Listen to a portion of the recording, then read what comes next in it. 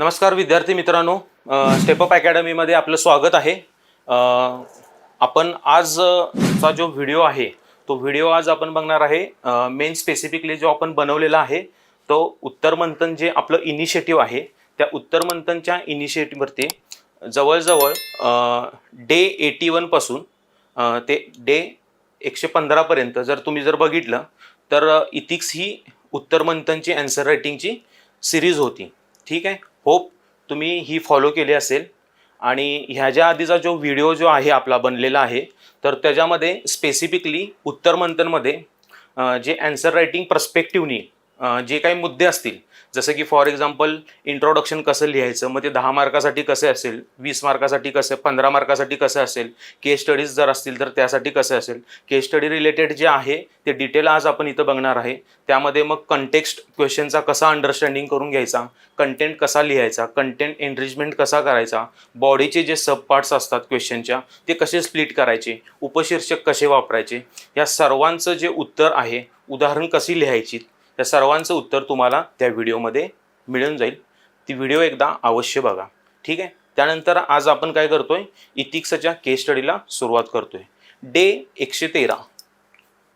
113 जर तुम्ही बघितले तर जीएस पेपर 4 इथिक्स, इंटिग्रिटी आणि ॲप्टिट्यूड ह्यावरची जी केस स्टडी आहे, आपण काय केलेलं, जे उत्तर मंथन हा आपला जो ग्रुप होता त्या ग्रुपमध्ये डिटेल 110 दिवस झाल्यानंतर 111व्या दिवसापासूनचं जे इनिशिएटिव्ह होतं त्या इनिशिएटिव्हमध्ये आपण थीम दिलेल्या होत्या केस स्टडीच्या। म्हणजे केस स्टडी कोणत्या 111वा दिवस असेल, 12वा दिवस असेल, 13वा दिवस असेल, ते 15 पर्यंत आपण थीम्स दिलेल्या होत्या। त्या थीमचं जे काही महत्त्व आहे ते तुम्हाला मी नंतर एक्सप्लेन करतो यामध्ये। तर त्यामध्ये तुम्हाला थीम देऊन सांगितलेलं होतं की कोणत्या दिवशी कोणती केस स्टडी आपल्याला लिहायची आहे। त्याच्यावरती होप तुम्ही आन्सर्स लिहिलेले आहेत ते चेक करून तुम्हाला मिळालेले पण आहेत। असंच तुम्ही डेली लिहत जा आणि ह्या उत्तर मंथनवरती जे काही पोस्ट होते त्यासाठी तुम्ही अपडेट राहत जा। त्यानंतर जो 113वा दिवस आहे तर हा केस स्टडी टॉपिक घटना अभ्यास। आयोगाचा जर तुम्ही सिलेबस जर बघितला तर आयोगाच्या सिलेबसमध्ये 7 मुद्दे दिलेले आहेत। तो सेक्शन ए साठी रिप्रेझेंट करतो आणि सेक्शन बी साठी त्यांनी असं दिलेलं आहे की घटना अभ्यास वरील विषयानुसार, असं त्यांनी सांगितलेलं आहे। तर त्यामध्ये बघा, आपण ज्या थीम केलेल्या होत्या, ॲक्च्युली काय होतं की UPSCनं आत्तापर्यंत जेवढे केस स्टडीज वगैरे त्यांनी विचारलेले आहेत 2013 पासून आत्तापर्यंत, तर त्या काय केलेल्या आहेत, वेगवेगळ्या थीममध्ये सेग्रिगेशन केलेलं आहे।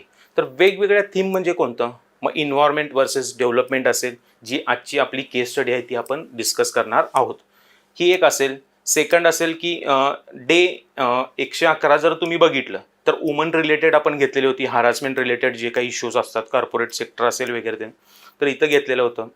112ची जर तुम्ही बघितली होती, त्यानंतर साधारणतः प्रॉपर्टी इन गव्हर्नन्स रिलेटेड असेल, तर अशा थीम्स आपण काय केलेल्या आहेत, सेग्रिगेट केलेल्या आहेत। तर आजची थीम जी आपली आहे तो development of the backward areas, development versus environment, okay, and development versus displacement, welfare, social justice and dilemma, ह्या रिलेटेड आपण काय केलेली होती, एक केस स्टडी फ्रेम केलेली होती। तर ती काही केस स्टडी आहे ते डिटेल आपण आज बघूया।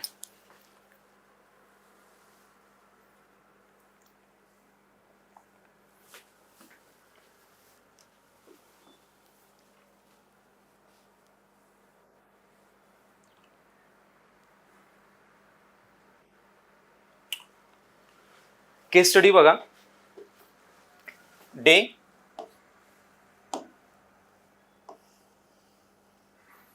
113 काय म्हणते बघा case, mister Chetan is an IAS officer posted as a district collector.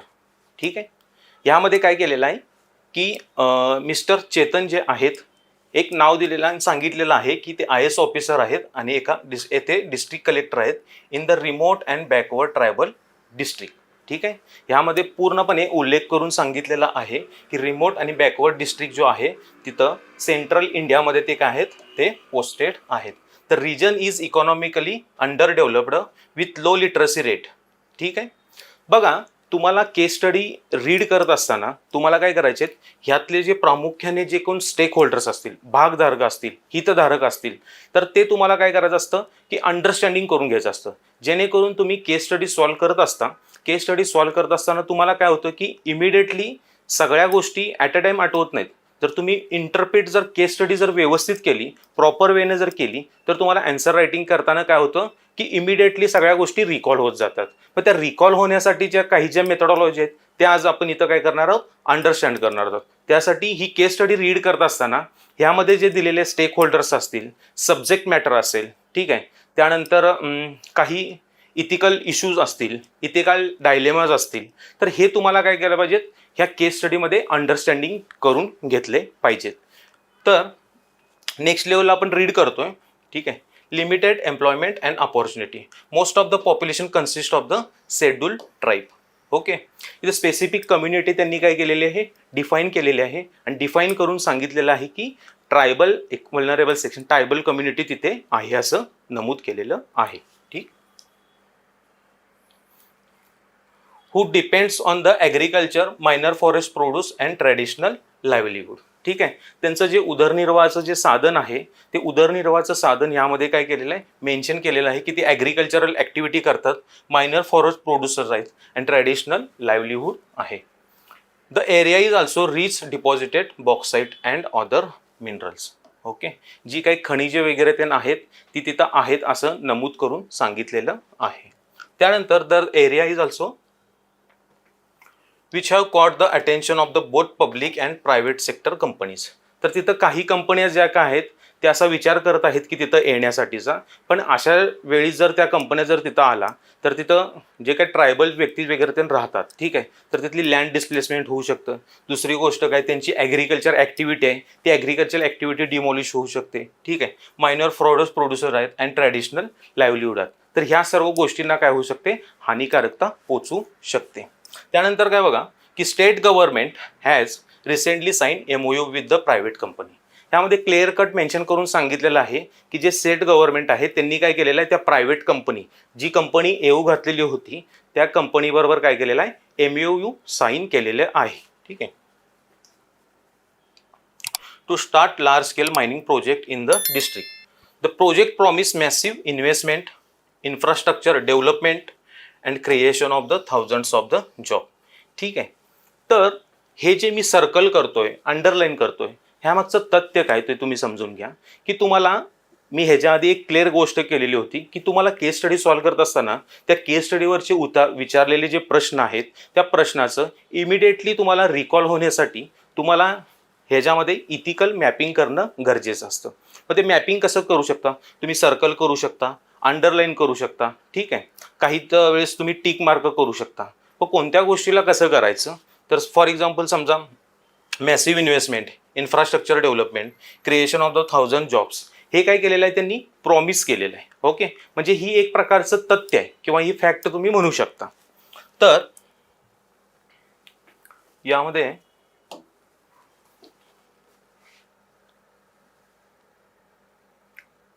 अजून काही इन्फॉर्मेशन दिलेली आहे ते बघूया आपण.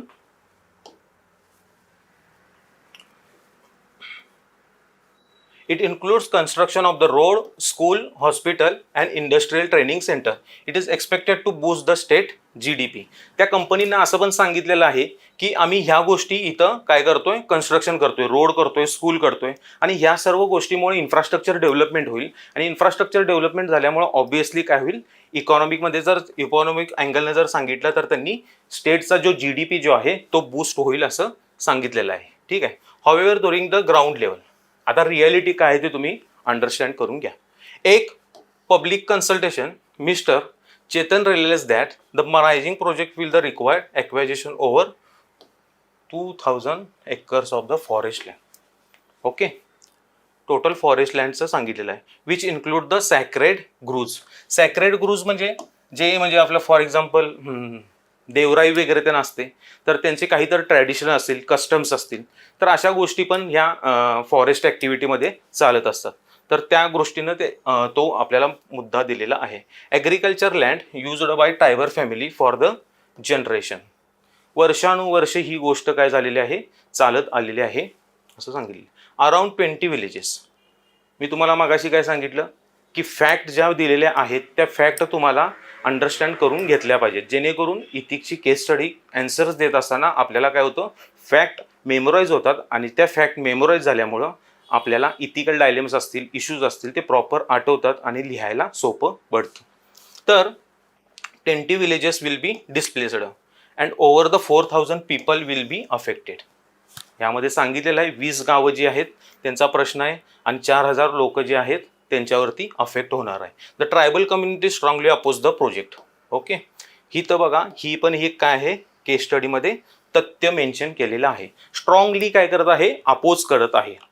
त्यांनी अजूनपर्यंत कन्सेंट दिलेली नाही. जी कोण कंपनी येऊ घातलेली आहे, ज्या कंपनीनं तुम्हाला प्रॉमिस केलेलं आहे की आम्ही रोड इन्फ्रास्ट्रक्चर देतो, स्कूल्स देतो, ठीक आहे, ज्याच्यामुळं नेशन GDPचा जो आहे तो काय होईल, ग्रोथ होईल. पण अशा कंटेक्स्टमध्ये ट्रायबल जी तिथली कम्युनिटी आहे त्यांनी काय केलेलं आहे, स्ट्रॉंगली अपोज केलेलं आहे. दे argue that the forest is source of life. Okay, का लाईफ आहे, कारण की इथं मेन्शन केलेलं आहे एकतर सॅक्रोड ग्रूज आहेत, देवराई. ओके, सेकंड थिंग इज जर बघितलं तर त्यांचं ट्रॅडिशन वगैरे ते आहे, त्या गोष्टी पण चालत आलेल्या आहेत. तर त्यासाठी त्यांनी काय केलेलं आहे, सोर्स ऑफ लाईफ असं सांगितलेलं आहे. Not just for the economics reason but also for the cultural and spiritual reason. तुम्ही आजही जर बघितलं आजला ट्रायगल म्हणजे फॉर एक्झाम्पल नियामगिरी हिल असेल किंवा छत्तीसगड सारखा रिजन असेल किंवा नॉर्थ ईस्ट जर कन्सिडर केला तर तिथं वेगवेगळे इव्हेंट वगैरे ते चालत वगैरे ते असतात. ठीक आहे. The land is not just properly but a part of their identity, हे यामध्ये नमूद केलेलं आहे. ते fear loss of their homes, traditions and self sustain lifestyle. ठीक आहे. Many also fear that they will be reduce the casual labours with no job security and social dignity. म्हणजे ते असं म्हणतात की जॉब सिक्युरिटी पण मिळणार नाही, म्हणजे ते कितपत योग्य आहे असं पण द्विधा मनस्थिती यामध्ये आहे. आता आपण काय करतो, नेक्स्ट पॅरेग्राफ जो दिलेला आहे बघा, UPSCच्या मध्ये पण जर तुम्ही विचार जर करायला गेला तर मग ते असे पॅरेग्राफ कमीच असतात. सगळ्या म्हणजे जास्त इन्फॉर्मेशन देऊन असे मोठे मोठे पॅरेग्राफ असतात. त्यामुळं कसं आहे की तुम्हाला क्युरियासिटीनं, एकदम क्युरियासिटी राहून तुम्ही काय केलं पाहिजे, ते रीड केलं पाहिजे ह्या सर्व गोष्टी. आता बघा नेक्स्ट पॅरेग्राफमध्ये काय म्हणतो, सेव्हरल इन्व्हायरमेंटल ग्रुप. हे ग्रुप कोण असतात, से फॉर एक्झाम्पल इन्व्हायरमेंटलिस्ट असतील. ठीक आहे, तर असे ग्रुप असतील किंवा NGOज असतील, तर ह्या NGOज इथं काय होतात, ते पार्टिसिपेटेड होतात, तो ग्रुप आहे. ठीक आहे. Raise concerns citing potential deforestation, loss of the biodiversity. Okay, जे इन्व्हायरमेंटचे निगेटिव्ह कॉन्सिक्वेन्स होणार आहेत त्याच्याबद्दल ते बोलतात. तर ह्यामध्ये ओव्हरऑल सगळ्या गोष्टी नमूद केलेल्या आहेत, लँड असेल, वॉटर असेल. तर बघा लोकल पॉलिटिशियन्स, इथं अजून एक आपल्याला काय मिळतं, तथ्य मिळतं, म्हणजे फॅक्ट मिळतं. तर ह्यामध्ये सांगितलेलं आहे तिथले जे रिजनल लेवलला जे कोणी हे असतील, पॉलिटिशियन्स असतील, ते highlight the development in the backward region. ते म्हणतात की त्या बॅकवर्ड रिजनमध्ये काय झाली पाहिजे, डेव्हलपमेंट झाली पाहिजे. Greatest good. Okay, require the bold step. They argue that the modern infrastructure, school, road and industry needed to bring the tribal population into the mainstream. Okay, हे सर्व केल्यानंतर काय होऊ शकतं, जे ट्रायबल पॉप्युलेशन आहे ते मेन स्ट्रीममध्ये येऊ शकतं, असं हे एक वक्तव्य इथं केलेलं आहे, जे कोण रिप्रेझेंटेटिव्ह आहेत ते. ओके, कंपनी प्रॉमिस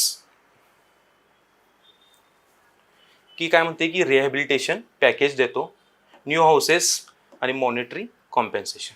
म्हणजे ते काही मदत करतो म्हणल्यात, कारण की का, त्याच्या बदल्यात हे काय करणार आहेत, लँड घेणार आहेत. लँड किती घेणार आहेत, ते जवळजवळ 4000 एकर आहे असं सांगितलेलं आहे. 20 गावं जी आहेत ती काय होतात, डिस्प्लेसमेंट होतात. ओके, आणि ओव्हरऑल 4000 पीपल जे आहेत त्यांच्यावरती इम्पॅक्ट होतो. तर नेबरिंग डिस्ट्रिक्ट शो. आता ह्यामध्ये जर बघितलं, हॉवेवर द एक्झाम्पल, म्हणजे एक आधी पण अशी सिच्युएशन झालेली होती आणि त्या सिच्युएशनमध्ये जे मिस्टर चेतन आहेत ते असं इंटरप्रेट करतात की example, neighbour district show that such promises are often delayed. Okay, only partially implemented. म्हणजे असं पण एकदा काय झालेला अनुभव आलेला आहे की अशी सेम सिच्युएशन झालेली होती. कंपनीनं प्रॉमिस केलेलं होतं की आम्ही तुम्हाला रोड देऊ, इन्फ्रास्ट्रक्चर देऊ, शाळा बनवू, पण असं इम्प्लिमेंटेशन तेवढ्या प्रॉपर लेवलला झालेलं नव्हतं. असा एक एक्सपिरियन्स, असं एक तथ्य, अशी एक फॅक्ट यामध्ये नमूद करण्यात आलेली आहे. आता मिस्टर चेतन सर जे IAS ऑफिसर आहेत ते काय म्हणतात बघा, अवेअर ऑफ दोज फेल्युअर. ते म्हणतात ह्याआधी मला हा अनुभव आहे की असं झालेलं आहे. तर mister Chetan is now facing the deep ethical dilemma. इथं हा शब्द आलेला आहे, deep ethical dilemma. Ethical dilemma म्हणजे काय हो, तर नैतिक द्वंद्व असा एक प्रकारचा शब्द आपण त्याला मराठीमध्ये यूज करतो, ज्यामध्ये काय होतं, दोन व्हॅल्यूज ज्या होतात, ठीक आहे, तिथं कॉन्फ्लिक्ट जर निर्माण झाला तर तिथं ते द्वंद्व तयार होतं किंवा दुविधा तयार होते. ती कशी होते आपण डिटेल्स बघणार आहे, ठीक आहे. Once hand he wants to support economic development, job creation and infrastructure in the backward area. On the other hand, he worried about, मी काय तुम्हाला म्हणलं, डायलेमा किंवा द्विधा मनस्थिती कधी निर्माण होते. एक साईडला ते विचार करतात की डेव्हलपमेंटची आश्वासनं दिलेली आहेत, पण दुसरी बाजू त्याची काय आहे, तर दुसरी बाजू त्याची अशी आहे, यामध्ये सांगतात worried about displacement, cultural loss and environmental degradation. यामध्ये इन्व्हायरमेंटल डिग्रेडेशन केस स्टडीमध्ये नमूद करून सांगितलेलंच आहे की कसं इन्व्हायरमेंटल डिग्रेडेशन वगैरे ते होते. सॉईल असेल, वॉटर असेल, तर त्या गोष्टी. He also believes that development should be inclusive, participatory and not force upon people. Okay, एक कलेक्टिव्ह डिसिजन ह्यांनी सांगितलेलं आहे की ह्यामध्ये काय सांगितलेलं आहे, development should be inclusive, participatory and not force upon people. Inclusive आणि पार्टिसिपेटरी म्हणजे काय, इन्क्लुझिव्ह म्हणजे कुणाचा आवाज दाबला नसला गेला पाहिजे, सर्व लोकांना समावेशिकता करून मग तुम्ही एखादी गोष्ट सांगू शकता जी तुमची काय होतं म्हणजे गव्हर्नमेंटमध्ये ऐकली जाते. ओके, त्यानंतर पार्टिसिपेटरी, सर्व लोक एकत्र आले पाहिजेत, बरोबर आहे का. तर ग्रामसभा वगैरे त्यांनी बघितलं तर ह्यांना पण असे राईट्स वगैरे ते दिलेले आहेत. UPSCचा 2014चा प्रिलिमचा क्वेश्चन ग्रामसभेवरती ह्या कंटेक्स्टमध्ये जरासा विचारलेला आहे. ओके,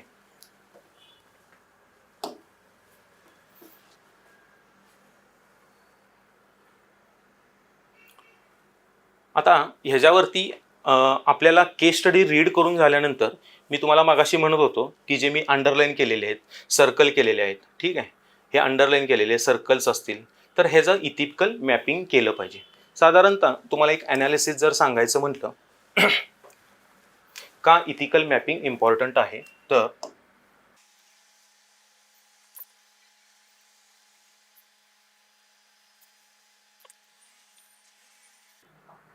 ॲक्च्युअल जर तुम्ही UPSCच्या जर केस स्टडी बघितल्या म्हणजे 2013 पासून ते 2000 आत्ता सध्यापर्यंत म्हणजे 24पर्यंत तुम्ही बघा, तर यामध्ये जे नंबर ऑफ कीवर्ड्स दिलेले आहेत, आपण काय केलेलं आहे, 1020 असतील किंवा 1040 असतील किंवा 1120 असेल किंवा 930 असतील, अशा कीवर्ड्समध्ये आपण काय केलेलं आहे, उत्तरमंथनच्या माध्यमातून तुम्हाला केस स्टडी देण्याचा प्रयत्न केलेला आहे. मग हे कीवर्ड्स असे व्हेरिएशन केलेले का आहेत, तर ह्याच्यामध्ये कसं आहे की जेवढे नंबर ऑफ कीवर्ड्स असतील तेवढे तुम्हाला काय होणार आहे, केस स्टडी रीड करण्यासाठी टाईम जास्त लागणार आहे. अल्टिमेटली तुम्हाला काय की 3 तासामध्ये पेपर तर कंप्लीट करायचा आहे, पण केस स्टडी जर एखादी जर बल्की असली, ऑब्विसली जोपर्यंत आपण रीड करत नाही तोपर्यंत ॲन्सर्स तर प्रॉपर देऊ शकणार नाही, कारण की त्यामध्ये आपल्याला दिलेले स्टेक होल्डर्स माहीत पाहिजेत. दुसरी गोष्ट इथिकल डायलेमा असेल, इथिकल इश्यूज असतील, ठीक आहे, ह्या सर्व गोष्टी, काही फॅक्ट असतील दिलेल्या, ह्या सर्व गोष्टी आपल्याला काय कराव्या लागतात, अंडरस्टँडिंग करून घ्याव्या लागतात. त्यानंतरच आपण काय करतो, केस स्टडी सॉल्व करायला घेतो. जर ओव्हरऑल जर तुम्ही बघितलं 2013, तर इथं त्यांनी काय केलेलं आहे, एक 1330 कीवर्ड्स असतील, ठीक आहे, म्हणजे 1330 प्लस कीवर्डची काय केलेली होती, केस स्टडी विचारण्यात आलेली होती. 2014चा जर तुम्ही रेशो बघितला तर तो 1000 प्लस असा जात आहे, ठीक आहे, कीवर्ड्स म्हणतोय मी. त्यानंतर मग तुम्ही साधारणतः एक 2018 बघितलं असेल तर 1240पर्यंत, 1240 प्लस कीवर्ड्स जे आहेत. तर हे काय झालेलं आहे, हे असे व्हेरिएशन दिसतं का तुम्हाला, ठीक आहे, तर हे व्हेरिएशन होते. आणि जर 2022पर्यंत जर बघितलं तर ते एकदम टॉपमध्येच गेलेलं आहे. तर एवढे शब्द जे काय केलेले आहेत, ॲड केलेले आहेत. ऑब्विसली मग अशा वेळेस तुम्हाला काय करायचं असतं की एक तर तुम्हाला थेरीचा पार्ट लिहून झाल्यानंतर इमिडिएटली तुम्ही सेक्शन बी वरती काय होत असता, शिफ्ट होत असता. अशा वेळेस तुम्हाला प्रपोर्शनेटमध्ये टाईम मॅनेज करणं, सगळ्या केस स्टडी सॉल्व्ह झाल्या पाहिजेत. पण जर अशा लहान आणि कमी शब्दाच्या किंवा जास्त सब्जेक्टच्या असतील तर ते टाईम कसा मॅनेज करायचा हा एक आपल्याकडं प्रश्न आहे. तर त्यासाठी मी तुमच्याकडती तुम्हाला काय सांगतोय,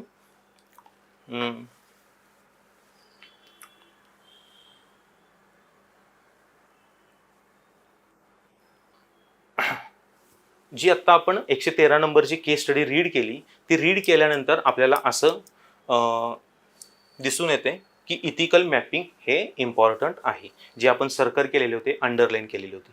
मग त्यामध्ये काय की केस स्टडीचा आपल्याला काय कळाला की बॅकग्राऊंड अंडरस्टँडिंग झाला. ठीक आहे, की फॉरेस्ट राईटवरती आहे, तिथं ट्रायबल लोक वगैरे ते राहतात, ट्रॅडिशन वगैरे त्यांचं खूप वर्षापासून चालू आहे असं तिथं मग ते काय केलेलं आहे, नमूद केलेलं आहे.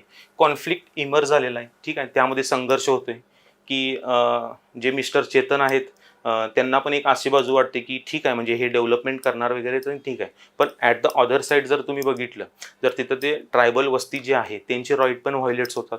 हे एक आहे. दुसरी गोष्ट काय की ट्रायबल स्वतःहून सांगतात की आम्हाला ह्या गोष्टी नको आहेत, कारण की आम्हाला आमचं सॅक्रेड ग्रुव्स अशा नमूद केलेल्या गोष्टी असतील किंवा आमचं जे फॉरेस्ट आहे ते आम्हाला सस्टेनेबिलिटीसाठी आम्हाला ते पुरस आहे असं पण ते म्हणतात. मग यामध्ये स्टेक होल्डर्स असतील. ठीक आहे, त्यांचे कन्सर्न्स काय, इंटरेस्ट काय.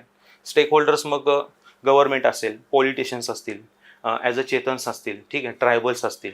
तर हे कोण आहेत, सगळे भागधारक स्टेक होल्डर्स आहेत. ऑप्शन्स आणि बेस्ट कन्क्लुजन. मग ह्या सर्व गोष्टी आपल्याला प्रत्येक वेळेस आपण 6 केस स्टडी जर सॉल्व्ह करत असेल ॲट अ टाइम त्यावेळेस, तर आपल्याला किती कॉन्फ्लिक्ट होणार सांगा बरं. तर ह्यासाठी मग आपण काय केलेलं आहे, एक सोल्युशन आणलेलं आहे. जरूर तुम्ही ते अंडरस्टँडिंग करून घ्या प्रॉपर वेनं.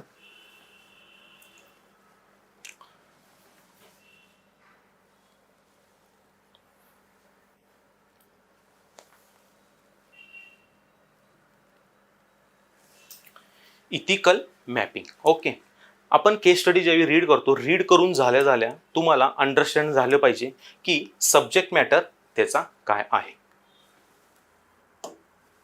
सब्जेक्ट मॅटर हा जो आहे तो काय आहे. ठीक आहे, म्हणजे विषयाचा विषय. म्हणजे फॉर एक्झाम्पल काय की ह्या केस स्टडीमध्ये तुम्हाला एवढं तरी after reading you will understand की this case study is related to the development versus the environment. Okay, so after that you need to understand the subject matter of the case study. Why? Because these things are important for writing the introduction or overall crux of the case study.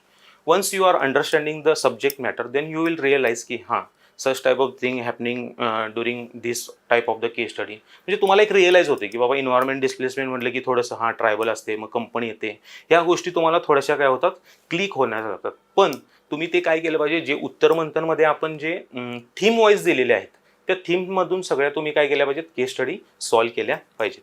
इथं सांगितलेलं आहे श्री चेतन जे आहेत ते IAS अधिकारी, यांना आर्थिक विकासाचे आश्वासन देणारे परंतु विस्थापन आणि संस्कृती असेल किंवा नुकसान असेल या पर्यावरणीय नुकसानास कारणीभूत ठरू शकणाऱ्या मोठ्या प्रमाणावरील खाण प्रकल्प.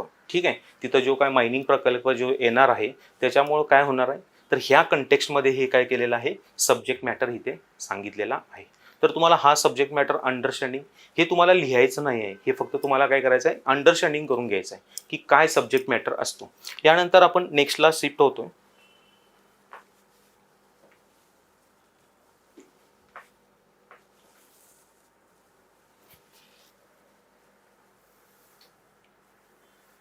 Stake holders. बघा, आपण जे अंडरलाईन वगैरे केलेली होती, सर्कल्स केलेले होते, टिक मार्क केलेली होती.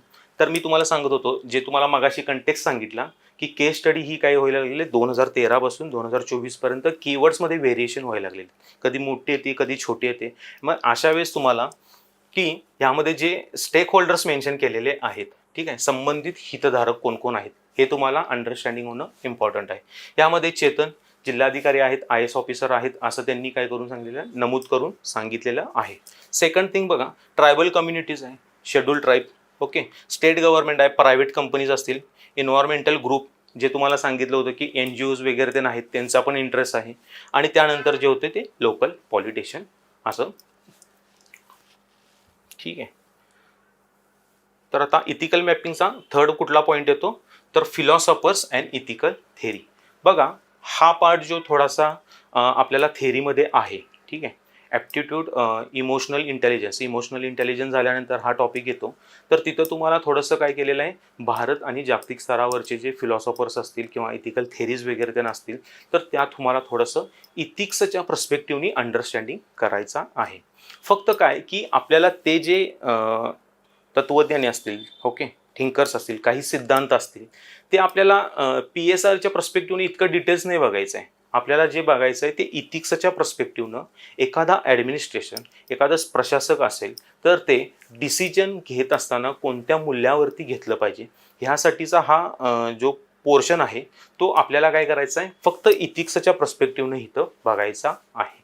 ओके, तर तो कसा बघायचा आहे ते डिटेल अजून आपण एक्सप्लेन करूया. यामध्ये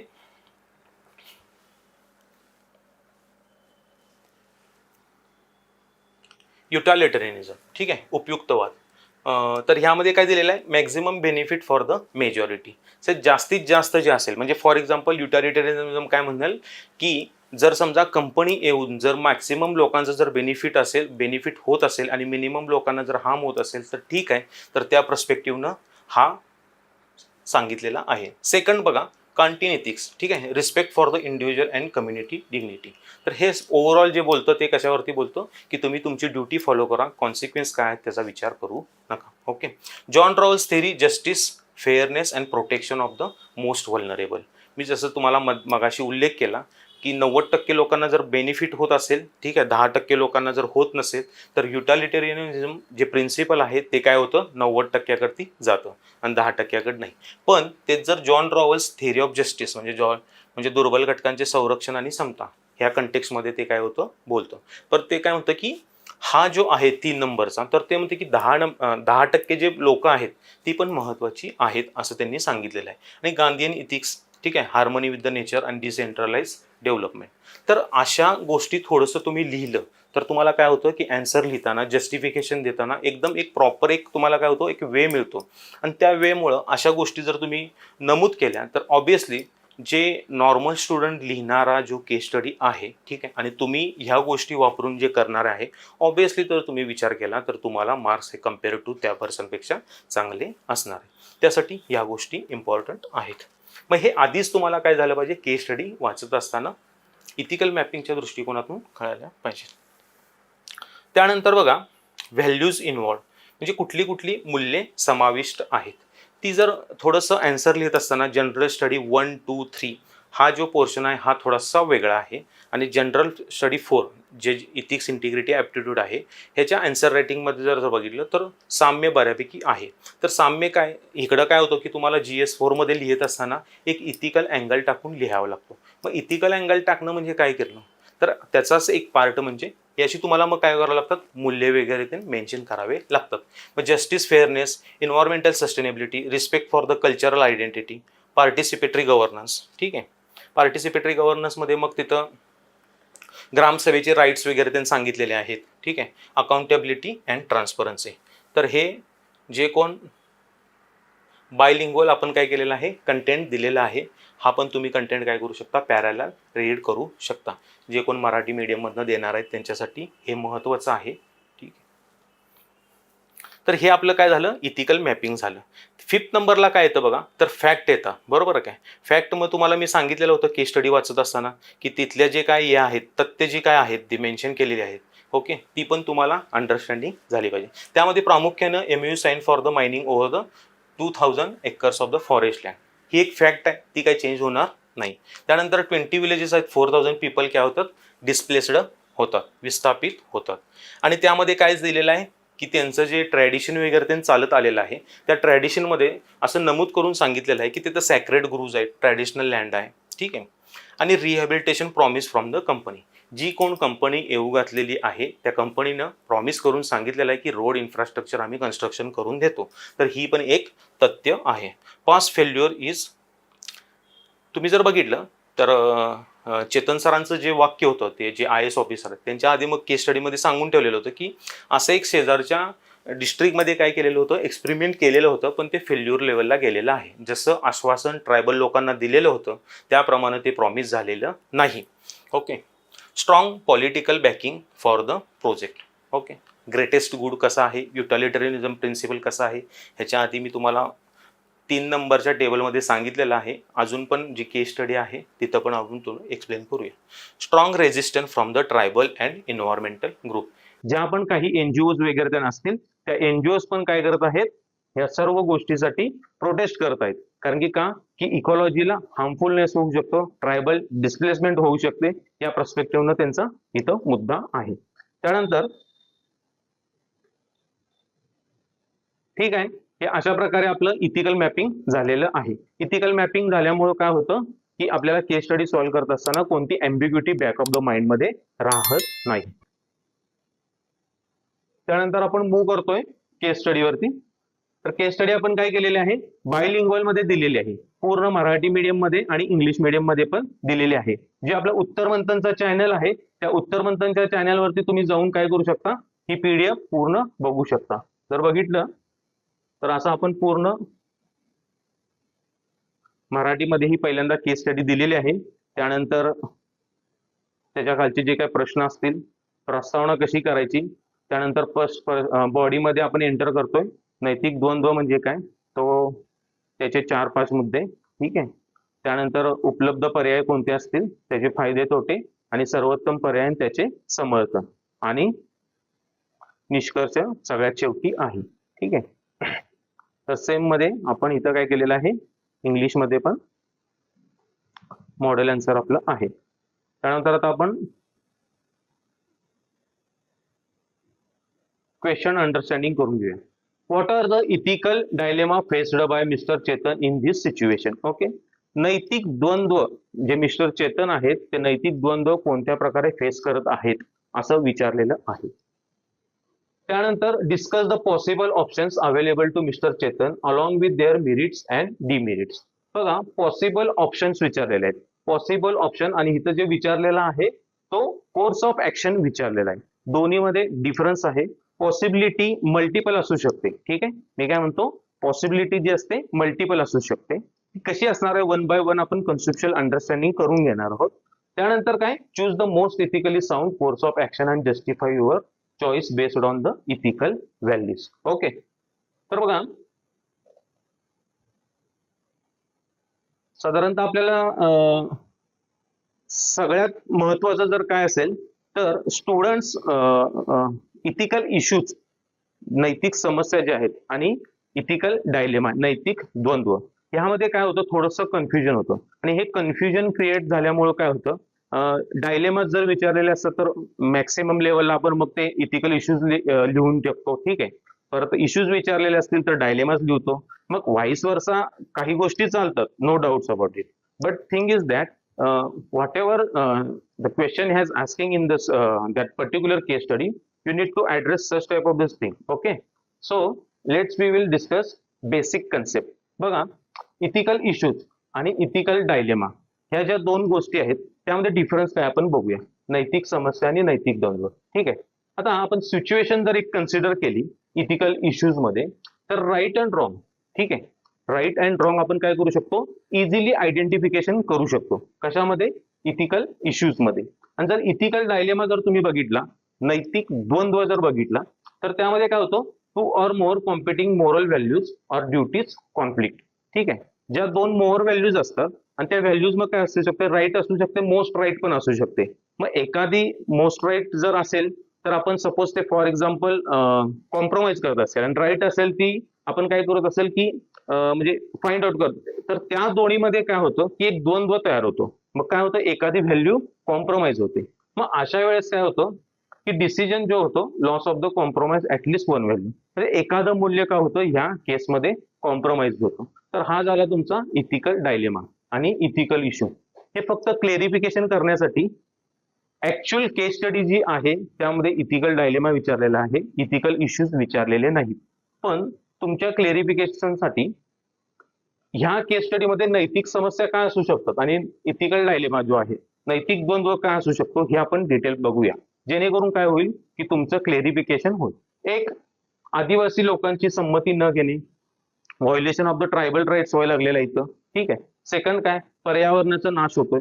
तर ह्या झाल्या नैतिक समस्या. पण केस स्टडीमध्ये ऍक्च्युअल जे विचारलेला आहे तो डायलेमा विचारलेला आहे. तर डायलेमा काय, विकास विरुद्ध विस्थापन. ठीक आहे. Development versus displacement. हा काय झाला तुमचा विरुद्ध, म्हणजे एक दोन काय झालेले आहेत, मूल्य दिलेली आहेत, त्या दोन मूल्यांची काय कॉन्फ्लिक्ट होते हे इथं आपल्याला डायलेमामध्ये दिसतं. ठीक आहे. राज्याच्या आदेशाप्रती कर्तव्य विरुद्ध लोकांच्या हक्काचे संरक्षण, duty to state versus duty to people, हा एक झालेला आहे.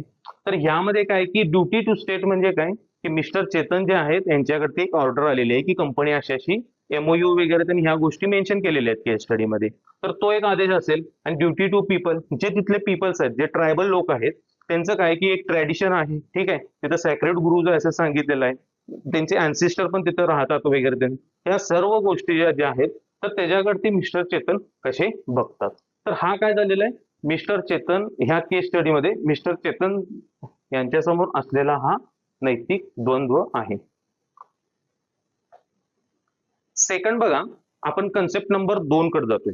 का मी हा कन्सेप्ट तुम्हाला क्लिअर करतोय, जेणेकरून तुम्ही केस स्टडी लिहित असताना जो ऍक्च्युली आयोगाने विचारलेला प्रश्न आहे त्या प्रश्नाच्या नुसारच तुम्ही काय करशील, उत्तर लिहिशील आणि तुमचं कन्फ्युजन कमी होईल. सेकंड कन्सेप्ट काय म्हणते बघा, options available to you. Okay, options तुमच्याकडे कोणते पर्याय उपलब्ध आहेत. आता त्यामध्ये तुम्ही डिसिजन घेत असताना, एक प्रशासकीय अधिकारी असता त्यावेळी डिसिजन मेकिंग तुम्ही ज्यावेळी घेत असता, some may be ethical, some may be not. Okay, तर आता सम मे बी नॉट म्हणजे काय की आता उपलब्ध पर्याय जे आहेत ते सर्व शक्य पर्याय कुठले कुठले आहेत ते तुम्हाला केस स्टडीमध्ये लिहायचे आहेत. ठीक आहे, तर ह्यामध्ये मग तुम्ही काय करशील की 1 नंबर, 2 नंबर, 3 नंबर असे तुमचे जे पर्याय उपलब्ध आहेत ते तुम्ही लिहिशीला. या केस स्टडीच्या पर्स्पेक्टिव्हने जर सांगायचं झालं तर फॉर एक्झाम्पल काय की MOU साईन केलेला आहे, तुम्ही तिथं कंपनी ते इस्टॅब्लिश करण्यासाठी हे करू शकता. ट्रायबलचे राईट मग यामध्ये काय होतात, व्हायोलेट होतात. दुसरं काय की एक तर आता तुम्ही एक मिडल पाथ काढू शकता, ज्या मिडल पाथ मधून काय होऊ शकतं की डेव्हलपमेंट पण थोडीफार प्रमाणात होईल आणि ट्रायबलचे राईट्स पण काय करतील, अंडरस्टँडिंग करून घेतले पाहिजेत. तर हे असे तुम्ही काय करायचे, तुम्हाला पर्याय असे लिहायचे.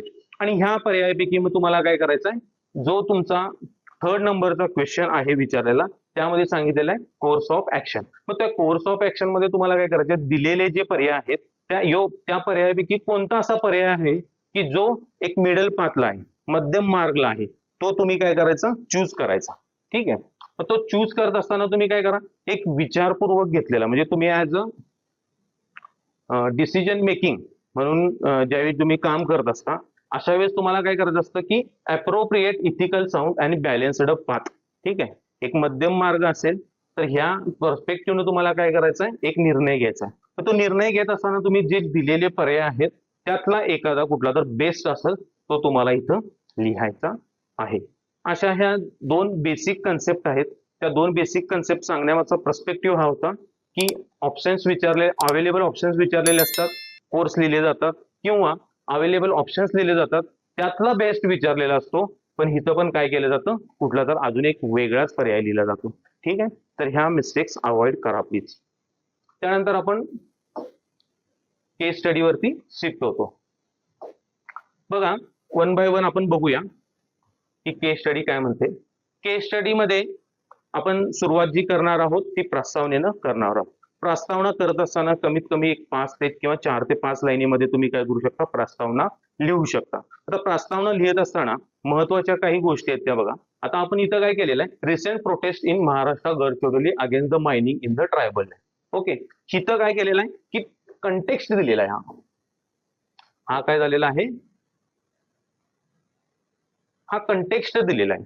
मग हा कसा लिहायचा असतो, तर चालू घडामोडीमध्ये जे काही घटना वगैरे त्यांनी घडत असतात, जसं की नियमगिरी हिल्स असेल किंवा छत्तीसगड मधले काही अशा केसेस असतील की ट्रायबल डिस्प्लेसमेंटच्या, किंवा आता आपण रिसेंटली काय केलेलं आहे की थोड्या दिवसापूर्वीची ही महाराष्ट्राची गोष्ट काय केलेली आहे, गडचिरोलीमध्ये ही जी घटना घडलेली होती त्याचा पर्स्पेक्टिव्ह देऊन आपण लिहिलेली आहे. पण लिहित असताना ती एकदम मोठ्या प्रमाणात नाही लिहायची, आपल्याला काय करायचं, at the end of the day ethical perspective answer लिहायचं. मग अशा वेळेस तुम्ही काय करू शकता, फक्त कंटेक्स्ट एक 1.5 लाईनीमध्ये किंवा 2 लाईनमध्ये लिहू शकता.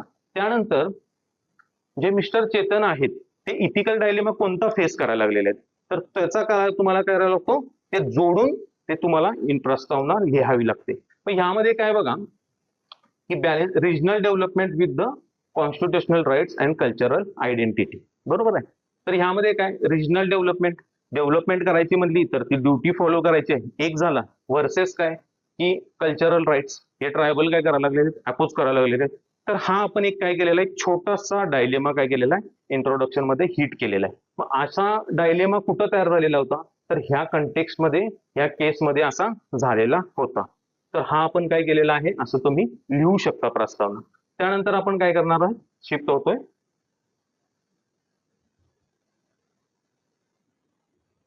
इथिकल डायलेमास, नैतिक द्वंद्व. ठीक आहे. नैतिक द्वंद्व मध्ये बघा, एक दिलेला आहे डेव्हलपमेंट वर्सेस डिस्प्लेसमेंट. इथं नमूद करून सांगितलेलं आहे की इकॉनॉमिक डेव्हलपमेंट करायची आहे आणि त्यानंतर पण काय करायचं आहे, project promise the growth but displacement thousand harm cultural identity. Okay. तर हा काय झालेला आहे, द्वंद्व तयार झालेला आहे डेव्हलपमेंट आणि डिस्प्लेसमेंटच्या पर्स्पेक्टिव्ह. तर इथं मी ब्रॅकेटमध्ये काय केलेलं आहे, युटॅलिटरिनिझम. ओके. उपयुक्ततावाद असं दिलेलं आहे. तर आपल्याला काय करायचंय की आन्सर लिहित असताना अशा इथिकल थिअरीज आपण काय केलेल्या होत्या, मॅपिंग मध्ये लिहिलेल्या होत्या फिलॉसॉफिकल किंवा इथिकल सेक्शनच्या ठिकाणी. तर तिथल्या गोष्टी आपल्याला काय करायच्या, त्या पिकअप करून तिथं अशा फक्त तुम्ही मेन्शन करू शकता की हे जे आर्ग्युमेंट म्हणतं की ह्याचा कंटेक्स्ट इथं तुम्ही फक्त काय करू शकता, लिहू शकता. आता आपण ही डिटेलमध्ये थोडंसं बघूया.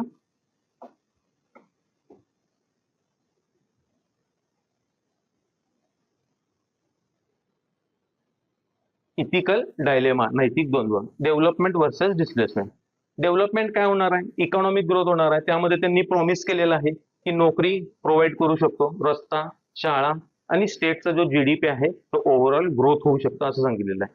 पण डिस्प्लेसमेंट मध्ये जर तुम्ही विचार केला, ती ह्युमनची कॉस्ट जी आहे ती मध्ये काय होते, विस्थापन होते, सांस्कृतिक नाश होतो. तर ह्या गोष्टी काय व्हायला लागलेल्या तिथं डिस्प्लेसमेंट मध्ये प्रामुख्याने आपल्याला दिसत आहेत. मग थिंक, फक्त तुम्ही जरासा विचार करा की इथिकल मॅपिंग आपण जे केलेलं होतं, त्या इथिकल मॅपिंग मध्ये आपण काय केलेलं होतं, एक असा टेबल होता जिथं आपण फिलॉसॉफी ऑब्लिक इथिकल थिअरी असं लिहिलेलं होतं. आता ह्यामध्ये काय बघा, युटॅलिटरिनिझम जे आपण मॉडेल आन्सर मध्ये फक्त काय केलेलं आहे, ब्रॅकेटमध्ये लिहिलेलं आहे, पूर्णपणे एक्सप्लेन केलेलं नाहीये आणि ती करायची गरज नाही कारण की आपल्याला स्पेसचं लिमिट असतं. तर ह्यामध्ये फक्त तुम्हाला अंडरस्टँडिंग झालं पाहिजे की ते जो लिहिलेला कीवर्ड आहे तो काय म्हणतो. तर ह्यामध्ये बघा, सर्वांचा जास्तीत जास्त कल्याणासाठी, greatest good for the greatest number of the people, असा हा मेन कोर थीम आहे या सिद्धांताची. तर ह्यामध्ये तुम्हाला ग्रेटेस्ट म्हणजे जे काय ट्रायबल लोक असतील आणि जी काय कंपनी येऊ घातलेली आहे, ती कंपनी आल्यामुळे काय होणार आहे की ते ट्रायबल लोक जी आहेत ती मेन स्ट्रीम मध्ये येणार असं त्यांनी आश्वासन देऊन सांगितलेलं आहे. तर ग्रेटेस्ट गुड यामध्ये काय, तर ती कंपनी इस्टॅब्लिशमेंट होणं आणि मोठ्या प्रमाणात ते विस्थापित होणं. तर ह्या गोष्टी इथं प्रामुख्याने आपल्याला दिसतात. सेकंड केस स्टडी मध्ये आपण शिफ्ट होतोय, duty to state versus duty to people. ठीक आहे. लिगली बाउंड, लिगली बाउंड्स म्हणजे काय, ड्युटी टू स्टेट तुम्हाला ऑर्डर दिलेली असते. त्यानंतर यामध्ये काय सांगितलेलं आहे, duty to people. But duty to people म्हणजे काय, इन्फॉर्म कॉन्संट, हा एक कीवर्ड महत्वाचा आहे. ठीक आहे. तर इन्फॉर्म कॉन्सर्ट म्हणजे जोपर्यंत ग्रामसभा आपल्याला देत नाही परमिशन की तिथं सगळा एकमतीनं ठराव जोपर्यंत पास होत नाही तोपर्यंत आपण ह्या गोष्टी कशाला देऊ शकतो. तर हा पण एक द्वंद्व तयार झालेला आहे. तर ह्यामध्ये काय दिलेलं आहे, डिओन्टॉलॉजी, कांटियन इथिक्स. तर हे कांटियन इथिक्स काय आहे आपण थोडंसं बघूया.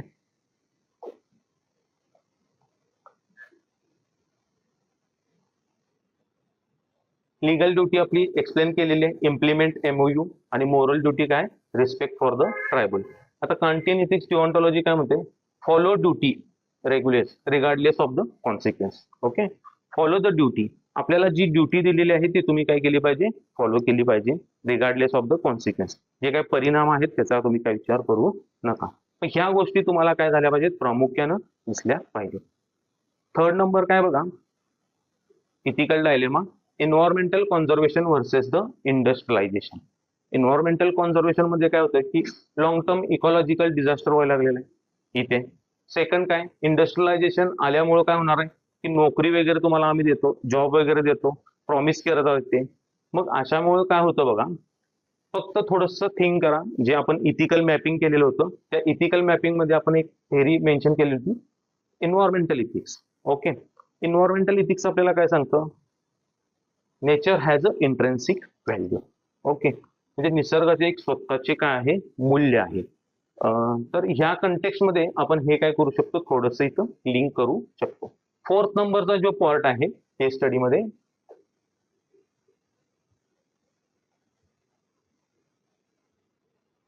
Environmental conservation. Fourth sorry, short term benefit versus long term harm. Okay, तर ह्यामध्ये काय होते, शॉर्ट टर्म बेनिफिट्स काय असणार आहे तो, तर शॉर्ट टर्म बेनिफिट्स मध्ये कंपनी प्रॉमिस करते की आम्ही तुम्हाला कॉम्पेन्सेशन देतो, ठीक आहे, त्याबरोबरच तुम्हाला जॉबची सिक्युरिटी वगैरे त्यांनी देतो. पण असा पण एक आपल्याला अनुभव आलेला आहे की त्या शेजारच्या एक डिस्ट्रीमध्ये असं प्रॉमिस केलेलं होतं, पण ते प्रॉमिस फुलफिल झालेलं नाही. सेकंड काय, लॉंग टर्म हार्म, इन्व्हायरमेंटलचं जे हार्मफुलनेस होणार आहे, ठीक आहे, लँड डिग्रेडेशन होईल, त्यानंतर तिथलं जे त्यांचं ट्रॅडिशनल वगैरे तर नसेल, फॉरेस्ट लॉस वगैरे होईल, सॉइल कॉन्टॅमिनेशनच्या गोष्टी असतील, तर ह्या सर्व ज्या काही गोष्टी होणार आहेत त्या लॉंग टर्म असणार आहे. पण ह्यामध्ये आपण मेन्शन काय केलेलं आहे, कॉन्सिक्वेन्शियलिझम. ओके,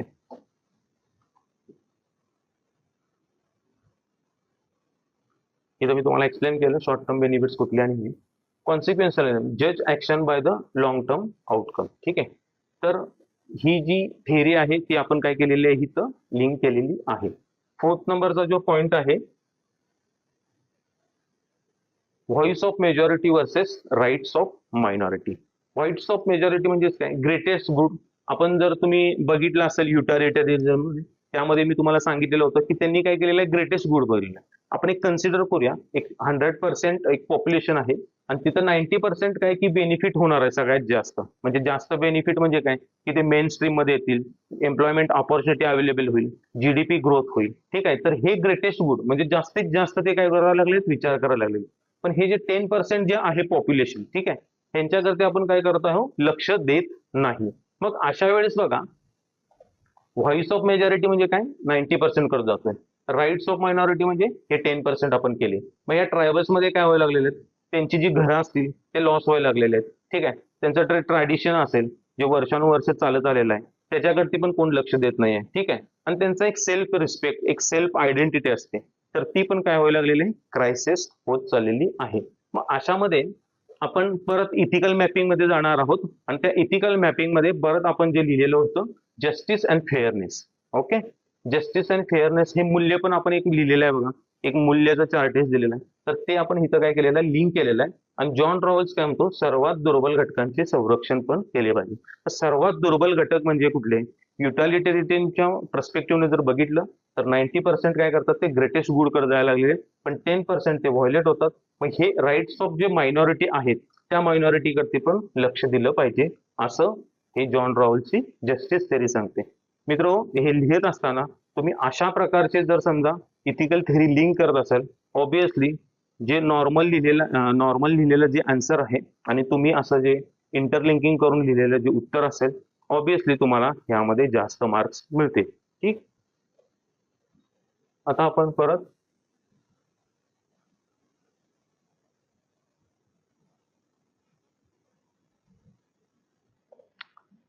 सेकंड क्वेश्चन करती शिफ्ट होतोय. ठीक आहे, तत्पूर्वी त्यामध्ये काय दिलेलं आहे बघा, possible options available and their merits and demerits. जे काही ऑप्शन्स आहेत त्या ऑप्शनचे फायदे आणि तोटे विचारलेले आहेत. इथं आपण मस्तपैकी छानपैकी तुम्हाला काय केलेलं आहे, टॅब्युलर फॉर्मॅटमध्ये एक चार्ट बनवून दिलेला आहे, जेणेकरून तुम्हाला एक हॅबिट लागू दे की तुम्ही आन्सर लिहित असताना पण असेच लिहायला. त्यामध्ये काय होतं, एकदम क्लिअरिटी दिसते. Implement project as a directive. Implement project as directed means जी काही तुम्हाला ऑर्डर आलेली आहे, चेतन जे आहेत, मिस्टर चेतन IAS ऑफिसर, ते ड्युटी फॉलो तिथली जी ड्युटी फॉलो करायला लागलेली आहेत आणि त्यांच्याकडे जी काय आलेली ऑर्डर आलेली आहे, fulfil government order, bring investment and job weekly, जो MOU साईन झालेला आहे त्याच्याप्रमाणे तुम्ही काय करा, काम करायला सुरुवात करा. त्यातले काय होऊ शकतात, हे मेरिट सांगितलेलं आहे. डिमेरिट्स काय बघा, violate tribal rights, lead to force displacement and ecological damage. Violate tribal rights, violate त्यांचं ट्रॅडिशन गेलेलं आहे, लीड्स टू फोर्स डिस्प्लेसमेंट. जी काही 20 गावं होती, ठीक आहे, 4000 लोक होती, तर हे काय व्हायला लागलेले, डिस्प्लेसमेंट व्हायला लागलेले, अलॉंग विथ ती कंपनी जी येऊ घातलेली आहे त्याच्यामुळं इकॉलॉजिकल डॅमेज होत आहे. तर आपण इथं एक बघू शकतो, असं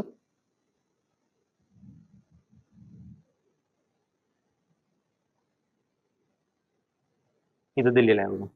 जर प्रोजेक्ट इम्प्लिमेंट केला तर गव्हर्नमेंटची ऑर्डर होऊ शकते, ह्या सर्व गोष्टी होऊ शकतात, तिथं एज्युकेशन येऊ शकतं, GDP इन्क्रीज होऊ शकतो. जर सपोज निगेटिव्ह काय होऊ शकतं, इग्नोर ट्रायबल ऑपोजिशन, म्हणजे ट्रायबलला जे काही राईट्स होते, कन्सेंट होती ग्रामसभेची, ती काय करतोय आपण अपोज करतोय. एक फोर्स डिस्प्लेसमेंट होते, त्यामुळे काय होतं लॉस होतो. पण ह्यामध्ये बघा युटॅलिटेरियनच्या पर्स्पेक्टिव्हनं जर आपण फर्स्ट पॉईंट जर बघितला तर तो तिथपर्यंत जातो जे मेरिट्स होते.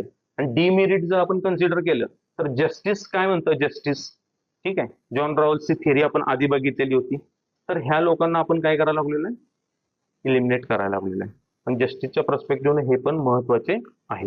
हा फर्स्ट मुद्दा आपल्याला इथं एक्सप्लेन करतो. सेकंड बघा, रिजेक्ट द प्रोजेक्ट आउटराईट. जो तुमच्याकडे प्रोजेक्ट आलेला आहे तुम्ही तो काय करा, रिजेक्ट करा. आणि रिजेक्ट करून जी ट्रायबलची डिमांड आहे त्यांच्याप्रमाणे तुम्ही कार्य करा. त्यामध्ये काय होते, protect the environment and tribal interest, uphold the concept. ठीक आहे, मग तुम्ही जे इन्व्हायरमेंटल इथिक्स आहे त्या पर्स्पेक्टिव्हने विचार करावा लागतो. नंतर seen as a anti development may affect the district growth and career risk. मग सेकंड बाजूला पण काय होणार आहे, मग ग्रोथ पण तुमची होणार नाही. मग मेन स्ट्रीम मध्ये जर आणायची, जर पॉप्युलेशन जर मेन स्ट्रीम मध्ये आणायची म्हणलं तर ग्रोथसाठी ऑब्विसली एक डेव्हलपमेंट इम्पॉर्टंट असते, पण असं होत नाहीये. थर्ड काय बघा, recommended redesign with the minimum displacement.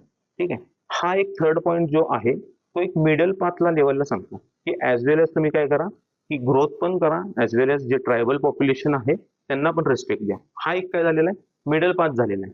मग असा मिडल पाथ काय म्हणतो बघा, balance growth and justice encourage participatory development. म्हणजे सर्व लोकांना विश्वासात घेऊन त्यांचं पण म्हणणं ऐकून घ्या आणि अलॉंग विथ द डेव्हलपमेंट पण तुम्ही काय करा, ठेवा. तर हा एक आपल्याला इथं थर्ड नंबरचा पॉइंट होतो.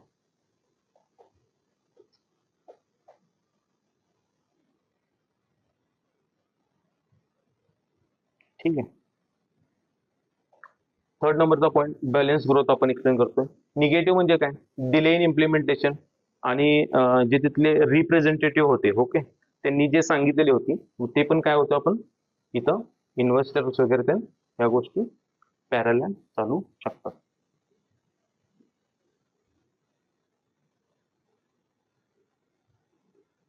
फोर्थ नंबर पॉईंट काय बघा, escalate the issues to higher authority. Okay, हा जो दिलेला जो मुद्दा आहे फोर्थ नंबरचा, तर तो तुम्हाला काय करायचा आहे की हायेस्ट अथॉरिटी करती काय करायचं आहे, सेंड करायचं आहे. एक ओपिनियन बेस्ड तुम्हाला घ्यायचा आहे, एक कलेक्टिव्ह रिस्पॉन्सिबिलिटी घ्यायची आहे. एक इथिकल लिडरशिप तुम्ही मेंटेन करत असताना तुम्हाला काय करायचं आहे की हायेस्ट अथॉरिटीला पण तुम्ही काय करू शकता, तो सेंड करू शकता, ज्यावरती तुम्हाला काय मिळू शकतं, एक ब्रॉडर ओपिनियन मिळू शकतं. ठीक आहे, तर हा होतो. पण आपल्याला थर्ड ऑप्शन जो आहे तो थोडासा चांगला वाटतो. तर आपण थर्ड ऑप्शन कसा जस्टिफाय करू शकतो त्याच्यावरती आपण थोडस बोलू. बघा, best option and it justification. जर तुम्ही कन्सेप्ट नंबर जर 2 अजून अंडरस्टँडिंग तुम्हाला झाली नसेल तर प्लीज हा व्हिडिओ पॉज करा आणि एकदा विचार करा की अवेलेबल म्हणजे पर्याय कोणते होते आणि त्या पर्यायापैकी योग्य पर्याय तुम्हाला कोणता वाटतो, की आपण कन्सेप्ट नंबर 2 मध्ये एक्सप्लेन केलेलं आहे. तर ते तुम्ही डिटेल बघून घ्या. त्यानंतर त्या बेसिसवरतीच आपण काय करणार आहे, हे उरलेले पॉईंट आणि कन्क्लुजन करणार आहोत. Recommended redesign with the minimum displacement. हा एक आपल्याला काय करायला लागलेला इथं एक मिडल पाथला घेऊन जातो. तर आता आपल्याला काय करायचं आहे की हा लिहित असताना यातला एक ऑप्शन चूज करून इथं तो पुट करायचा आहे थर्ड नंबरचा. आणि हा काय ऑप्शन म्हणतो ते थोडंफार तुम्हाला काय केलं पाहिजे, एक्सप्लेन केलं पाहिजे. फॉर एक्झाम्पल आपण काय म्हणतो बघा, मिस्टर चेतन जे आहेत, ठीक आहे, ethical leadership, interacting transparent dialogue, okay, respecting the ground realities. आणि हा जो टॉप डाऊन जे मॉडेल आहे, म्हणजे एखाद्या वेळेस सेंटरने जे सांगितलं आणि ते इन डायरेक्टली विदाऊट म्हणजे जे ट्रायबलचं कन्सेंट न घेता आपण इम्प्लिमेंट केलं तर तो काय होतो, एक टॉप डाऊन अप्रोच होतो. तर तो अप्रोच कसा आहे बघा, तर तो थोडासा घातकी आहे असं म्हणतो. Ensure the development is driven by the informed consent. ग्रामसभेला काय दिलेले राईट्स दिलेले आहेत.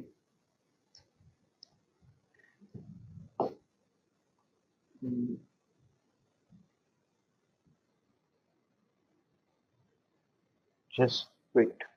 हा आपण काय करतोय आता, हा बेस्ट ऑप्शन डिस्कस करतो.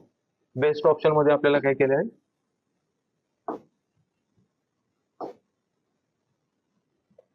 इथिकल लिडरशिप आपण मेन्शन केलेला होता, त्यामध्ये एक कीवर्ड. तर इथिकल लिडरशिप मध्ये काय होतं, लिगली ऍज वेल ऍज मोरली. लिगली म्हणजे काय, की जो तुम्हाला एमओयू दिलेला आहे ते तुम्ही काय करताय, साईन पण करताय, पण त्यांना काही गोष्टी पण थोड्याशा कॉम्प्रोमाइज करायला सांगता. दुसरं मोरली मध्ये काय होतं, की जे ट्रायबल पॉप्युलेशन आहे त्यांचे पण मत काय केलेलं आहे, तुम्ही विचार घेतलेला आहे, ते सॅक्रेड ग्रुप जे आहेत ते कसे मेंटेन राहतील, त्यांना जॉबची सिक्युरिटी कशी मिळेल, ह्या गोष्टी पण आपण काय करतो, अंडरस्टँड करून घेतो. मग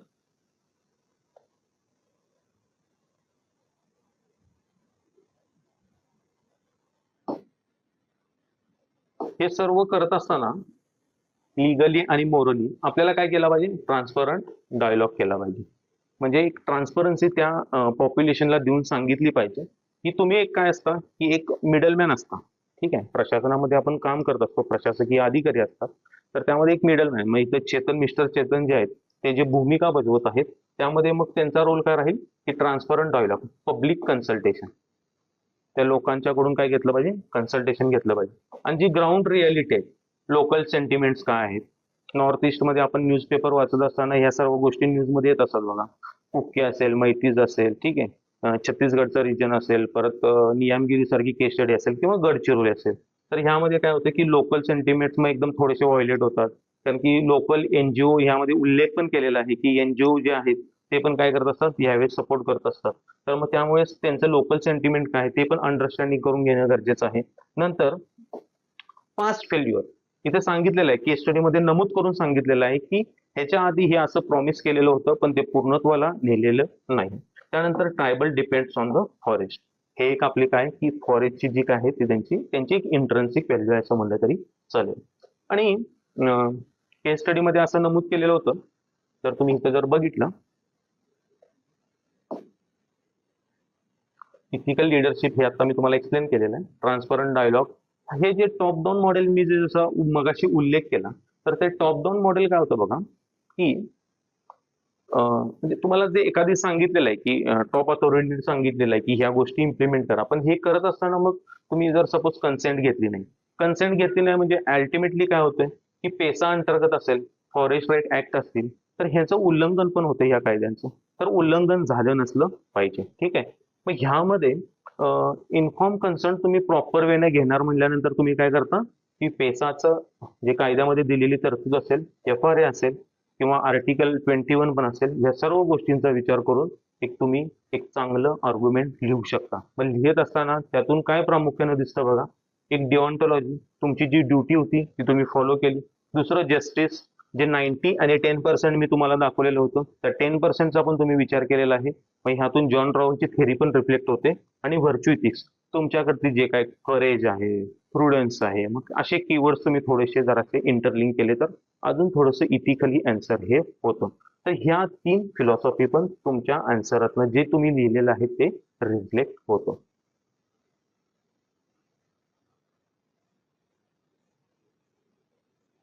आता नेक्स्ट लेवलला आपण येतो, जस्टिफिकेशन. क्लिअरली सांगितलेलं आहे, केस स्टडीमध्ये काय सांगितलेलं आहे, बेस्ट ऑप्शन चूज करा. बेस्ट ऑप्शन चूज केल्यानंतर फक्त 1 ते 1.5 लाईन मध्ये का तुम्ही तो चूज केलेला आहे ह्याचं थोडंसं एक्सप्लेनेशन करा. आणि त्यानंतर जस्टिफिकेशन असं तुम्ही काय करा, एक सब हेडिंग यूज करा. आणि त्यानंतर एक जे काय जस्टिफिकेशन देणार आहे, 1 2 3 4 असे एक 3 ते 4 पॉईंट लिहू शकता, मॅक्झिमम 3 लिहू शकता.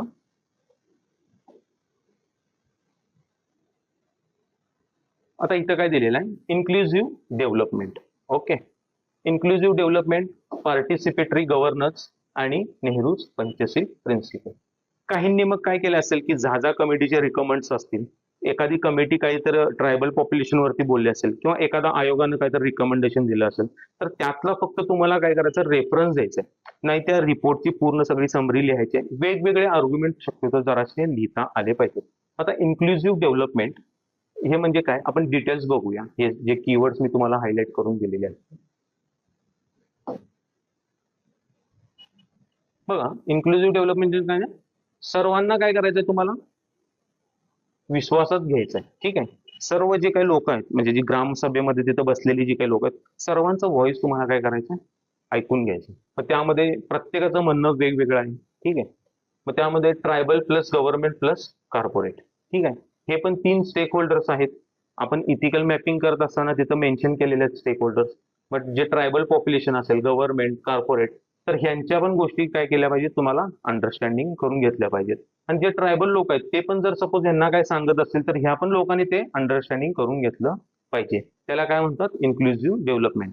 असं जर तुम्ही बघायला गेला तर एक थोडंसं वेगळं उदाहरण मग बघता तर केरळ सारख्या ठिकाणी मग कुटुंबश्री असेल, ठीक आहे, म्हणजे ते तिथं काम पण करतात आणि त्यांच्या ज्या काही गोष्टी असतात तर त्या पण ते प्रामुख्याने मांडत असतात आणि त्याच्याप्रमाणे त्याच्यामध्ये चेंजेस होतात.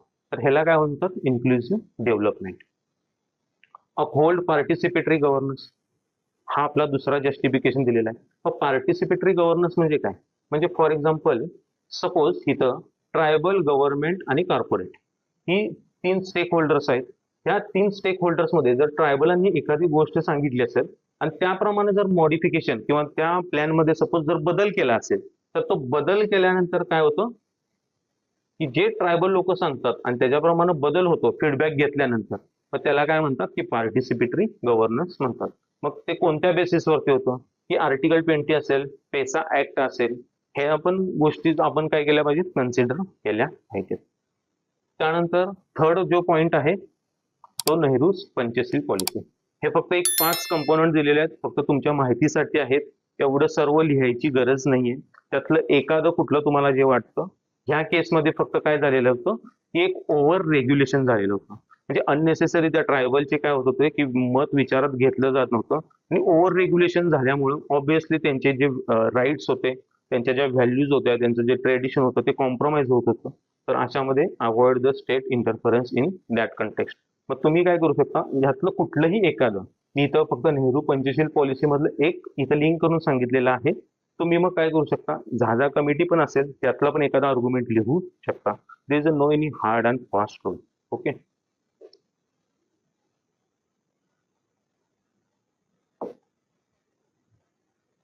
लास्ट आपण केस स्टडी कन्क्लूड करतोय, त्यासाठी प्रस्तावना लिहिणं गरजेचं आहे. प्रस्तावनेमध्ये काय सांगितलेलं आहे बघा, sustainable tribal must emphasise forest conservation. Okay, second काय, मिनिमम डिस्प्लेसमेंट आणि rights of the tribal people. हे 3 कीवर्ड काय हायलाइट होतात बघा, एक बॅलेन्स्ड मीन्स कन्क्लुजन, म्हणजे जे तुम्ही निष्कर्ष जे तुम्ही लिहित असता, निष्कर्ष लिहित असताना एक काय होतं की एक बॅलन्स वेनं तुम्ही लिहिलेलं असतं, म्हणजे align with the demand of the question and solution oriented. I repeat, align with the demand of the question and solution oriented. ह्यातून काय होतं, हे 3 कीवर्ड रिफ्लेक्ट झालेले. फक्त कीवर्ड लिहून सोडू नका, ते थोडंसं काय करा की जसं आपण 7 ते 8 कीवर्ड्स मध्ये कसं इलॅबोरेट केलेलं आहे, तर असं तुम्ही काय केलं पाहिजे, केलं पाहिजे. तर ह्यामध्ये ह्या 3 गोष्टींचं मिनिंग आपण काय करतो, डिटेल एक्सप्लेन करतो. तर हे बघा,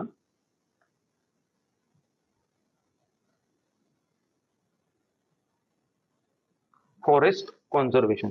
तर या फॉरेस्ट कॉन्झर्वेशन मध्ये आपल्याला प्रामुख्यानं काय दिसतो, एक तर आपण सांगितलेलं होतं की environmental has on intrinsic value. ठीक आहे, एक त्याला एक काय आहे, एक मूल्य आहे. तर हे पण इथं दिसून येतं. दुसरं, जे काय एनजीओज असतील किंवा तिथले लोकल पीपल्स असतील ते एज्युकेशन करत होते आणि ते सांगत होते की ह्या गोष्टी हार्मफुल आहेत, या असं झाल्या नसल्या पाहिजेत. मग त्या गोष्टीनं हा इथं आपण काय केलेला आहे, लिहिलेला आहे.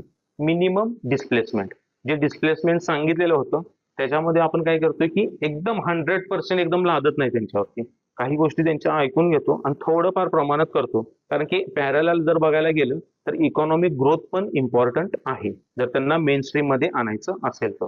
आणि त्यानंतर काय सांगितलेलं आहे, rights of the tribal people, जे तुम्हाला मी काय लिहून दाखवले, पेसा असेल, फॉरेस्ट राईट कॉन्झर्वेशन ऍक्ट असेल, आर्टिकल 20 असेल, ठीक आहे, आणि कुठल्या आयोगाचे रिकमेंडेशन वगैरे ते नसतील तर ते ह्यांच्या, किंवा 5th शेड्यूल असेल, तर अशा भरपूर काही गोष्टी आहेत.